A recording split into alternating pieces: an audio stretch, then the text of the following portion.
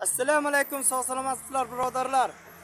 Men bugun bu aka sizlarga qarang, jeniski ayollardagi jeniski kasallik, shamollash eroziylarida va hamda qarang, sehr bilan davleniyada, Amerikada plantatsiya qilib ekiladigan bitta gulni ko'rsaman, hamma biladi. Mana barxatsa deydi. Bir gullar qarang. Ko'ryapsizmi? Mana shu gul.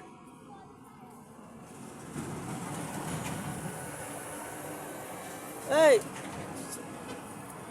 chinni gul deydi bu narsani. Chinni gul, mana shu narsani qarang. Bir osh qoshig'ini yoki 2 osh qoshiqni 1 litr qaynoq suvga solib qo'yib dam berib, damlab ichib yuring. Bir 2 oygina shu ishni qiling.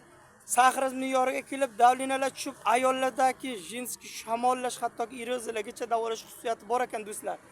Men o'zim bir joyga kelgandim, ish muammosi bilan mana obodonlashtirish ekayotgan ekan. Shu narsani ko'rib qolib, sizlarga bitta video rolik chaqlaydi, ruxsat olim bo'ladi. Foydalaning, juda ham bir shifobaxsh, foydali narsa. Amerikada plantatsiya qilib yetishtiradilar buni. Sog' salomat bo'ling, Alloh ko'minatsiz xayr, o'zingizni asrang.